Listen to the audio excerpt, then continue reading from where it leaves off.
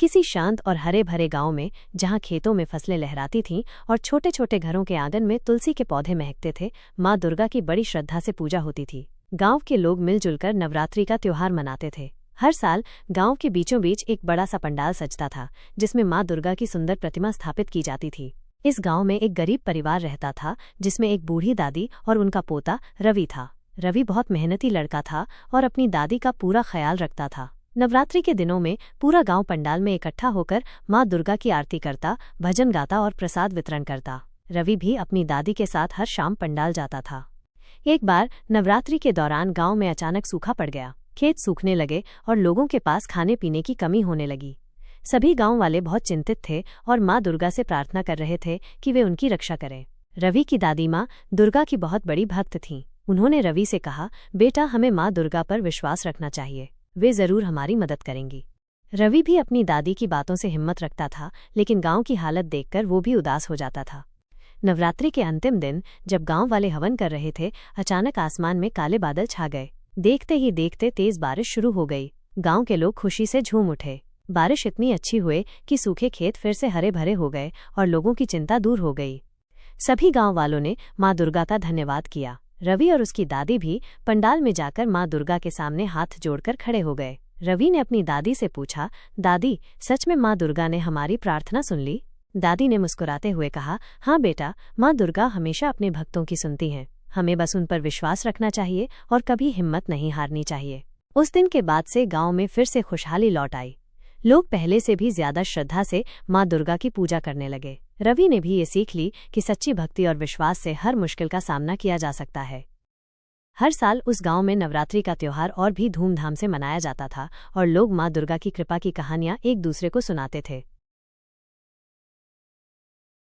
एक समय की बात है, एक छोटा सा गांव था, शांतिपुर, जहां प्रकृति की गोद में माँ दुर्गा की बड़ी श्रद्धा से पूजा होती थी। गांव के लोग सरल और मेहनती थे और उनका जीवन माँ दुर्गा की भक्ति और लोक परंपराओं से जुड़ा हुआ था। नवरात्रि में पूरा गांव एक परिवार की तरह मिलकर पूजा अर्चना करता था, भजन गाता था और माँ की कहानियां सुनता था। दूसरी ओर पास ही एक बड़ा शहर था, महानगर, जो आधुनिकता और तेज रफ्तार जीवन का प्रतीक था। शहर में ऊंची इमारतें थीं, भागती दौड़ती जिंदगी थी और लोगों के पास धर्म और परंपराओं के लिए कम ही समय था। हालांकि शहर में भी कुछ दुर्गा पूजा समितियां थीं जो बड़े बड़े पंडाल सजाती थीं, लेकिन वहां की चमक दमक और भीड़-भाड़ गांव की शांति और भक्ति से अलग थी। गांव की एक युवती थी, गौरी, जो माँ दुर्गा की अनन्य भक्त थी। वो हर साल नवरात्रि में बढ़ चढ़कर पूजा की तैयारियों में हिस्सा लेती थी और अपनी मधुर आवाज में भजन गाती थी। गौरी का सपना था कि एक बार वो शहर की दुर्गा पूजा देखे। एक नवरात्रि में गौरी को अपने एक रिश्तेदार के साथ महानगर जाने का अवसर मिला। शहर की भव्यता देखकर वो चकित रह गई। बड़े बड़े पंडाल, रंगीन लाइटें और लोगों की भारी भीड़ ने उसे विस्मित कर दिया। लेकिन कहीं न कहीं उसे गांव की सादगी और भक्ति की कमी महसूस हुई। शहर की पूजा में शोर शराबा ज्यादा था और आत्मीयता कम। शहर में गौरी ने एक बड़ी दुर्गा माता की मूर्ति देखी जो सोने और चांदी से सजी हुई थी। उसे लगा कि गांव की मिट्टी की साधारण मूर्ति में भी कहीं ज्यादा जीवंतता और प्रेम था। शहर के लोगों की भागती दौड़ती जिंदगी में उसे माँ दुर्गा के प्रति वो गहरा समर्पण नहीं दिखा जो उसके गांव के लोगों में था। कुछ दिनों बाद गौरी वापस अपने गांव लौट आई।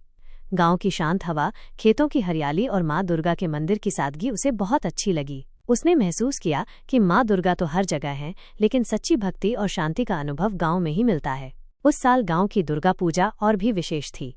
गौरी ने अपने शहर के अनुभव साझा किए और गांव के लोगों ने मिलकर और भी प्रेम और भक्ति से माँ दुर्गा की आराधना की। उन्हें एहसास हुआ कि बाहरी दिखावे से ज्यादा महत्वपूर्ण मन की श्रद्धा और आपस का जुड़ाव है। इस कहानी से ये सीख मिलती है कि माँ दुर्गा की भक्ति चाहे गांव में हो या शहर में, महत्वपूर्ण है मन का भाव और श्रद्धा। गांव की सादगी और शहर की भव्यता अपने अपने स्थान पर महत्वपूर्ण हो सकती है, लेकिन सच्ची भक्ति हृदय से आती है और वही माँ दुर्गा तक पहुँचती है।